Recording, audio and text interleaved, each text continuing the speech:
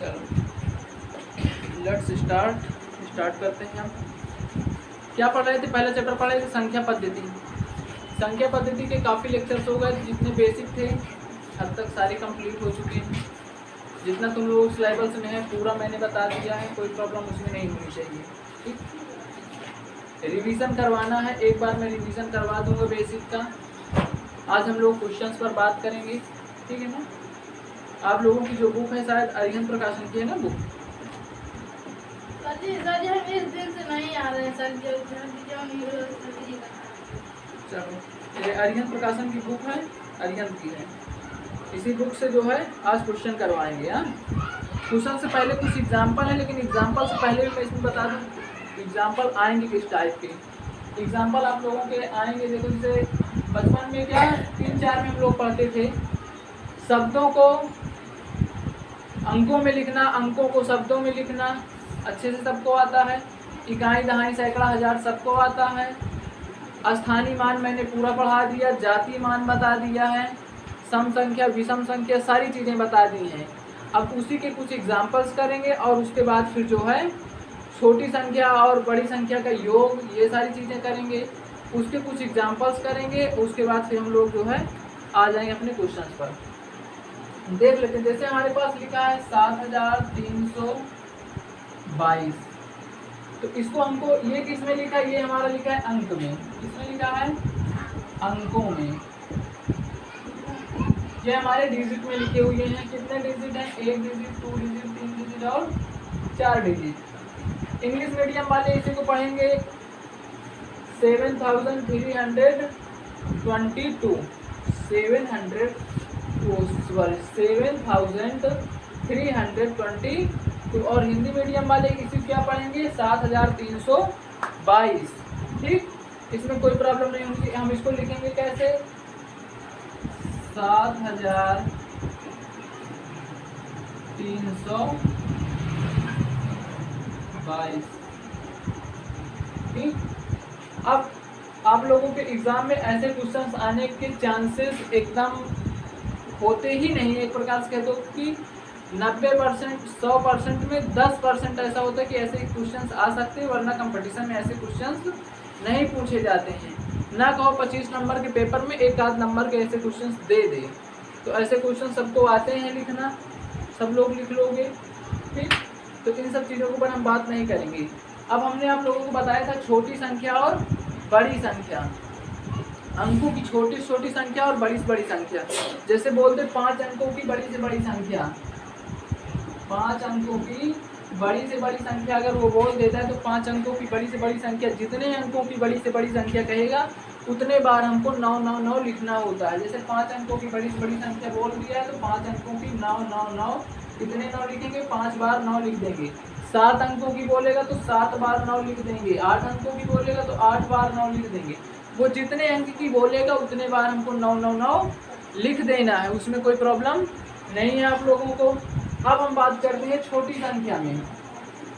थोड़ा सा मैं रिवीजन करवा रहा हूँ आप लोगों को, उसके बाद हम क्वेश्चन के ऊपर आ जाएंगे। देखो छोटी संख्या, स्मॉलेस्ट नंबर। स्मॉलेस्ट नंबर होते क्या चीज़? देखो स्मॉलेस्ट नंबर होते हैं 1। जैसे हमसे कोई बोल दे कि 5 अंकों की छोटी, माने जितने अंकों की छोटी छोटी संख्या बोले उतने में से 1 कम करके 0 लगा देना है। हमसे कोई बोलते 5 अंकों की छोटी छोटी संख्या, तो हम 1 लिखेंगे और उसके बाद 1 0 कम कर देंगे, तो 4 0 लिख देंगे। 1 2 3 4, ये हो गई 5 अंकों की छोटी छोटी संख्या। अगर हमसे कोई बोलते 7 अंकों की छोटी छोटी संख्या, तो 7 अंकों के लिए 1 लिखेंगे और 6 0 लिखेंगे।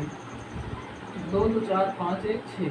ठीक, देखो 7 अंक किसमें है? 1 2 3 4 5 6 7 अंक। 10 अंक की बोल दे तो 1 0 1 और 9 0 हो जाएंगे। 12 अंक बोल दे तो 1 और 11 0 हो जाएंगे। वो जितना बोलेगा उसमें 1 0 कम करके लिख देना है, कोई प्रॉब्लम इतने में नहीं। अब आओ आगे बढ़ते हैं।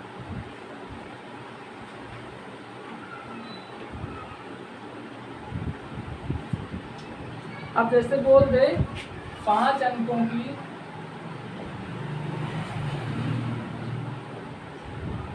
छोटी से छोटी तथा बड़ी तथा नहीं दिख रहा क्या ये? चलो नीचे आओ लिखते हैं। 5 अंकों की छोटी से छोटी और बड़ी से बड़ी संख्या का योग ज्ञात कीजिए। हाँ? देखो हमेशा एक बात का याद रखना, योग का मतलब होता है जोड़ना और अंतर का मतलब होता है घटाना।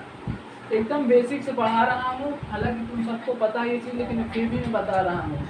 अगर योग कहेगा उसको क्या करना है, जोड़ देना है। अगर अंतर कहेगा तो अंतर क्या करना है, घटा देना है। अगर बोलेगा मल्टीप्लाई माने गुणा करना है, ठीक है ना। डिवाइड बोलेगा तो भाग देना है। इसमें किसी को कोई प्रॉब्लम नहीं होनी चाहिए। अब देखते हैं आगे। 5 अंकों की छोटी से छोटी संख्या और बड़ी से बड़ी संख्या का योग ज्ञात करना है। हम पहले करेंगे क्या, हम अच्छे से पहले क्वेश्चन को ध्यान पूर्वक पढ़ लेंगे एकदम अच्छे से। और जैसे हमेशा याद रखना 100% में 90% क्वेश्चन ऐसे होते हैं कि तुम जैसे क्वेश्चन कह रहे हो वैसे तुम करते जाओ, क्वेश्चन अपने आप आंसर आ जाएगा उसका। लेकिन बच्चे क्या काम करते हैं, गलती ये करते हैं, क्वेश्चन सही से पढ़ते नहीं, अपना एक्स्ट्रा दिमाग लगाते हैं और पेपर में बहुत अच्छा करके आते हैं और बड़े खुश रहते हैं।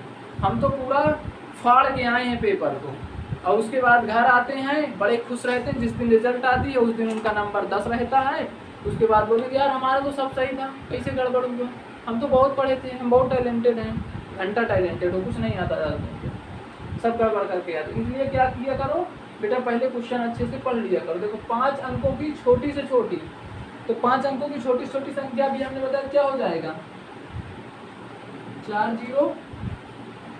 छोटी छोटी और बड़ी से बड़ी संख्या का, बड़ी से बड़ी संख्या बोल रहा है तो बड़ी से बड़ी संख्या क्या हो जाएगी, 9 9 9 9 9 5 बार का योग निकालना है। योग का मतलब अभी हमने बताया क्या होता है, जोड़ होता है। बस इसको जोड़ देना है, कितना हो जाएगा 9 9 9 9 9 1 10। ये आपका आंसर हो गया, इसमें कुछ नहीं करना था। अब इसी को वो उल्टा दे सकता था, कह देता 5 अंकों की छोटी छोटी संख्या की जगह पर वो यहाँ कर देता बड़ी से बड़ी, बड़ी से बड़ी, और बड़ी से बड़ी की जगह पर छोटी से छोटी कर देता। ये एग्जामिनर की इच्छा है, तो इतने तो तुम लोग पागल नहीं हो कि इसको समझ नहीं पाओगे। तो 5 अंकों की बड़ी से बड़ी, अब क्या करना है, चाहे बड़ी से बड़ी को जोड़ोगे तो भी उतना आएगा, घटाओगे तो वो सॉरी जोड़ोगे, चाहे छोटी से छोटी जोड़ोगे पहले, चाहे बड़ी से बड़ी पहले कर दोगे तो उतना ही आएगा। अब बड़ी से बड़ी कह रहा है तो तुम लोगों को करना क्या, ये भी ऐसे भी लिख सकते हो, जोड़ में कोई मतलब नहीं होता। चाहे 5 + 4 लिखो तो भी 9 आएगा, चाहे 4 + 5 लिखो तो भी 9 आएगा। ऐसा थोड़ी है कुछ ये घटाना है, इसको घटाओगे तो 1 आएगा, इसको घटाओगे तो -1 आएगा, ऐसा थोड़ी होता है इसमें। अब इसमें क्या करना है, बड़ी से बड़ी संख्या बोल रहा है तो बड़ी से बड़ी संख्या को ऊपर लिख देना है और छोटी छोटी संख्या को नीचे लिख देना है। अब इसमें करना कुछ नहीं है, बस क्या करना है, इसका जोड़ देना है, हो गया इसका काम खत्म। कोई प्रॉब्लम इसमें नहीं होनी चाहिए। चलो आगे देखते हैं।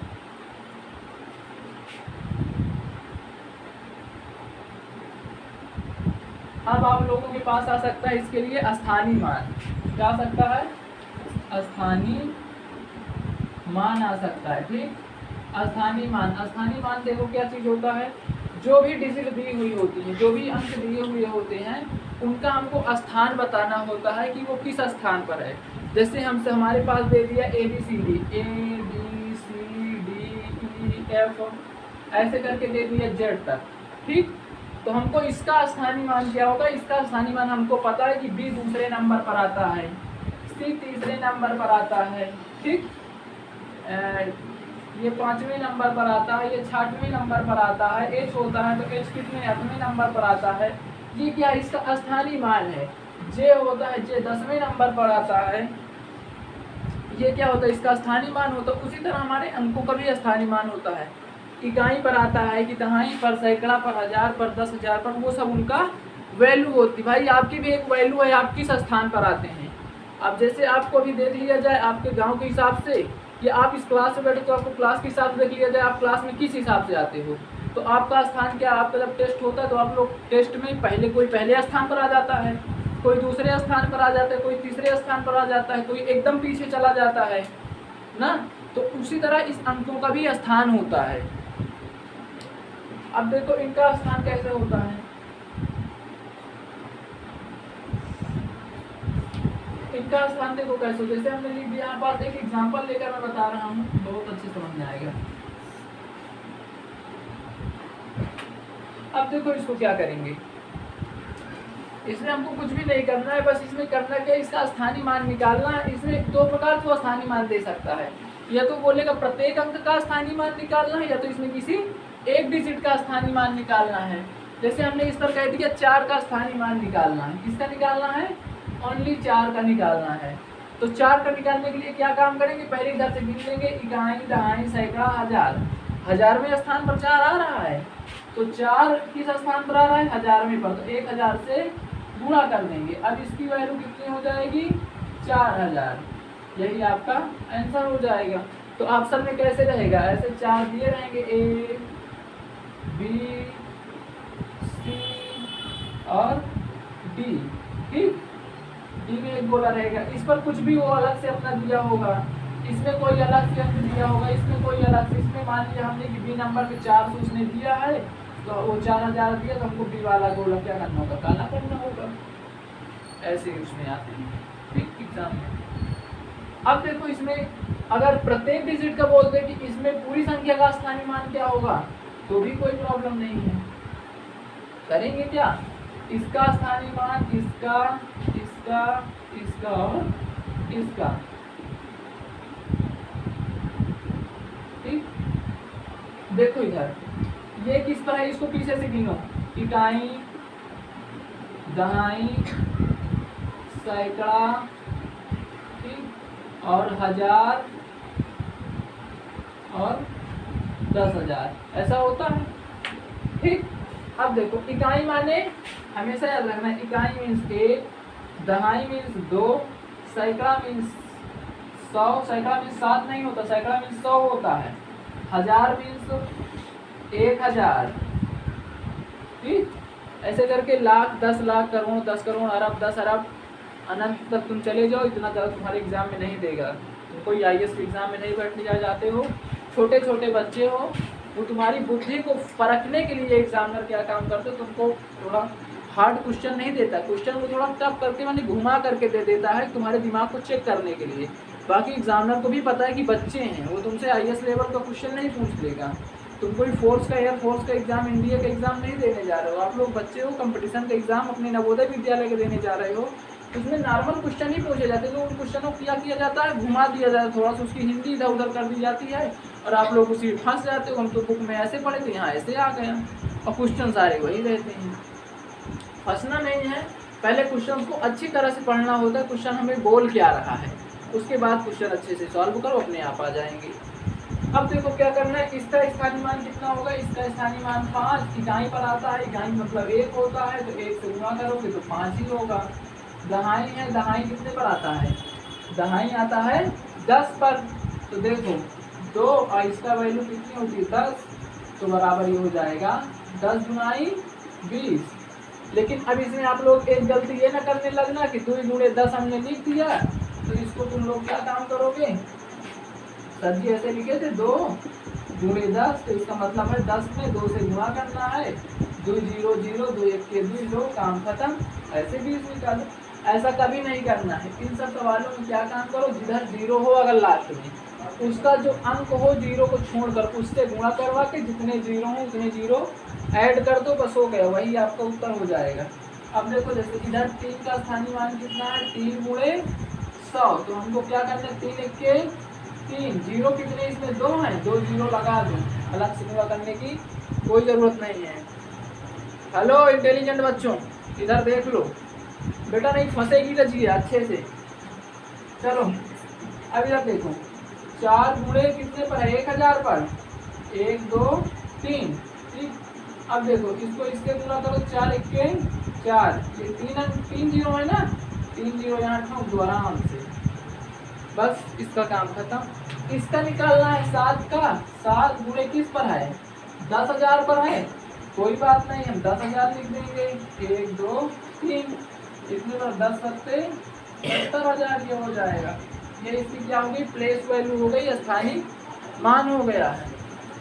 अब हम बात करेंगे जातीय मान की।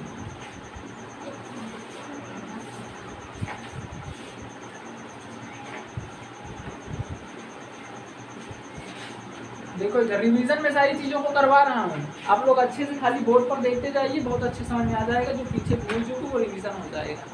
समझ में आ रहा है कि नहीं आ रहा सबको? ठीक, अब देखो बहुत स्पीड में नहीं चल रहे हैं, बता देना। अब देखो बेटा इधर क्या हो जाएगा, जातीय मान। जाति मान को बोलते हैं फेस वैल्यू। फेस वैल्यू समझ में आता है कि जाति मान माने तुम्हारा चेहरा कैसे है, तुमको पहचानेंगे कैसे ना।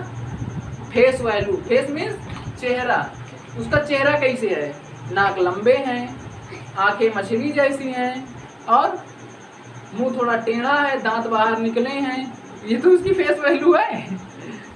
अबे किसी को इशारा नहीं, बस यहाँ से बहुत हैंडसम बच्चे बैठे। अब इधर देखो बेटा, तो फेस वैल्यू का मतलब ये होता है, जैसे हमारे पास लिख दिया गया 7,432, चलो 32 लिख दीजिए, ठीक। तो अगर इसमें पूछ ली भाई 4 की फेस वैल्यू क्या है, 3 की फेस वैल्यू क्या, मैंने जातीय मान क्या है इनके, जातीय मान को इंग्लिश में फेस वैल्यू बोलते हैं, ठीक है ना। सब गधे तो यहाँ बैठे हो। अब इधर देखो 4 का जाति मान क्या हो जाएगा, 4 का जाति मान 4 ही होगा, 3 का जाति मान 3 ही होगा, 2 का जाति मान 2 होगा। जिसका जाति मान पूछेगा वो उतना ही हो जाएगा, क्योंकि तुम उसका थोबड़ा थोड़ी बिगाड़ दोगे, थोबड़ा तो उसका वही रहेगा ना, कि मारो 2-4 तमाचे उसका थोबड़ा बिगड़ जाएगा, ठीक। तो थोबड़ा बिगड़ेगा भी तो उसका नाम तो वही रहेगा ना, नाम तो तुम नहीं चेंज कर सकते। तो भाई इसका जो है जाति मान में नाम उसका वही रहेगा, उसमें कोई प्रॉब्लम नहीं होगी, ठीक। अब आगे चलते हैं।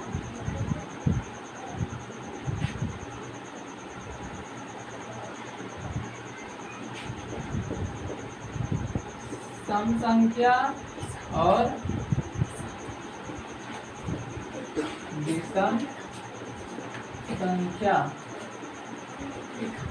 सम संख्या और विषम संख्या, even number and odd numbers. Writing थोड़ा ध्यान दे देना भाई, ठीक है ना, क्योंकि जो साइंस वाले बच्चे होते हैं ना, जो साइंस वाले बच्चे होते हैं, साइंस वाले बच्चों की 2 चीज़ बहुत गड़बड़ होती है, एक राइटिंग और दूसरी शकल। इसलिए कह रहा हूँ कि साइंस तुम लोग पढ़ना तो ध्यान देना थोड़ा खाने पीने पर, क्योंकि साइंस इतना घसाती है ना कि चेहरा और आदमी नहीं ध्यान देता, उसकी राइटिंग और शकल दोनों। डॉक्टर की भी राइटिंग देखे हो, डॉक्टर बेचारा साइंस पढ़ता है, वो क्या काम करता है, ऐसे एक बार ऐसे पेन चलाएगा, ऐसे फिर पेन उठाएगा नहीं, पूरी दवा लिख डालेगा एक ही बार में, ठीक है ना। क्योंकि उन लोगों को साइंस इतना घसा देती है कि बेचारे वो राइटिंग पर ध्यान ही नहीं देते हैं। तो हम लोग साइंस वाले हैं, मैथ पढ़े भैया, तो आराम से थोड़ा राइटिंग वाइटिंग पर ध्यान दे देना, ठीक है ना, जो ना पूछ लेना। सम संख्या और विषम संख्या, इवन नंबर और ऑड नंबर। देखो इवन नंबर और ऑड नंबर माने सम संख्या विषम संख्या होती क्या चीज़ है। सम संख्या मैं बता चुका हूँ, सम संख्या कौन सी सम संख्या होती है, जो संख्याएं 2 से पूर्णतः विभाजित हो जाती वो सम संख्या होती है, जो संख्याएं 2 से पूर्णतः विभाजित नहीं होती वो विषम संख्या होती है। इसकी भी बात खत्म। अब हम आते हैं पूर्ण संख्या में। पूर्ण संख्याएं क्या होती हैं और प्राकृतिक संख्याएं क्या होती हैं, ठीक है ना, whole number and natural number. तो whole number and natural number क्या चीज़ होती हैं कि भाई 0 को लेकर के जो संख्याएं अनंत तक जाती हैं वो होल नंबर्स होती हैं, और 0 को छोड़ करके सभी संख्याएं, 0 को छोड़ करके जो संख्याएं होती हैं वो कैसी होती हैं, क्या होता है, प्राकृतिक संख्याएं होती हैं, ठीक है ना। अब हम क्या बात करते हैं, परिमेय संख्या की, रेशनल और इरेशनल नंबर, परिमेय संख्या और अपरिमेय संख्या। परिमेय संख्याएं क्या होती है, P/Q के रूप में लिखी होती है, लेकिन अपरिमेय संख्याएं P/Q के रूप में नहीं लिखी जा सकती हैं, ठीक है ना। परिमेय संख्याओं को हम तोड़ फोड़ कर नहीं लिख सकते हैं, लेकिन परिमेय संख्याओं को तोड़ फोड़ कर लिख सकते हैं। तोड़ने फोड़ने का मतलब ये होता है जिससे कोई पॉइंट में आ जाए तो पॉइंट में नहीं लिखा जाता परिमेय संख्याओं को, ठीक है ना। लेकिन एक बात बता दूं, और परिमेय संख्या किसमें होती है? अंडर रूट में। अंडर रूट में परिमेय संख्याएं नहीं होती हैं।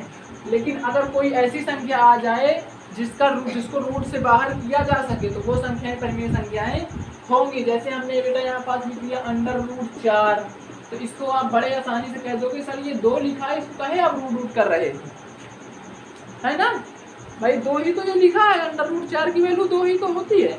तो √4 परिमेय संख्या हो जाएगी। क्यों हो जाएगी? क्योंकि ये इसकी वैल्यू 2 होती है।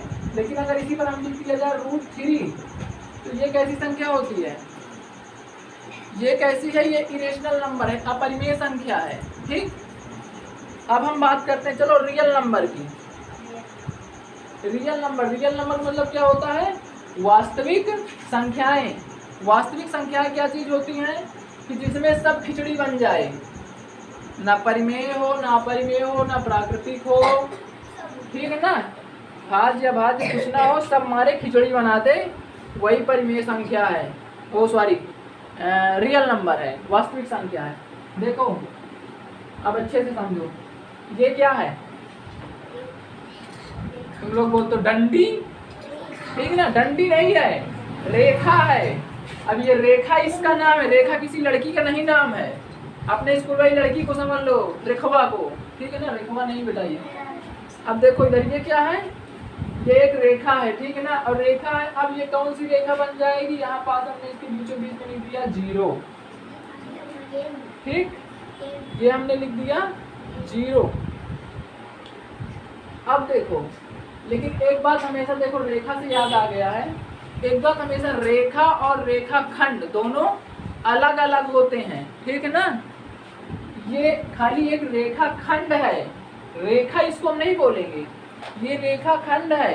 रेखा वो होती है जो बढ़ती जाए। जैसे इधर देखो ये है, ये इधर भी इसको लगा दो, एरो इधर भी लगा दो, तो अब ये रेखा है, ये दर्शा रही कि अभी इधर भी आगे जाएगी और इधर भी आगे जाएगी, ठीक है ना। ये रेखा बन गया। इसमें कभी ये गलती ना करना कि इसको ऐसे छोड़ दो, हालांकि आपको किताबों में मिलेगी, ठीक। तो ये देखो ये क्या है? ये रेखा है, और अगर इसको हटा दिया जाए तो ये रेखा खंड हो गया, माने रेखा को तोड़ करके एक छोटा सा खंड निकाला गया है, ठीक है ना। अब देखो, अब इसमें हम क्या काम करेंगे? इधर जो इस साइड होते हैं उनको क्या बोलते हैं? 1 2 3 4 5 6 7 8, ये सब ऐसे इधर कहाँ तक जाती है? ये इधर ये चली जाती है इनफाइनाइट तक, अनंत तक, इसका कोई अंत नहीं होता है। लेकिन ये किस में होती है? सारी संख्याएं पॉजिटिव होती है, सारी किस में होती हैं? प्लस में होती हैं, हाँ? अब देखो, लेकिन इधर की जो संख्याएं होगी वो किस में होगी? माइनस में होगी। माइनस का मतलब -1 -2 -3 -4 -5 -6 -7, ऐसे बेटा ये कहाँ तक जाएगी? माइनस इनफाइनाइट तक।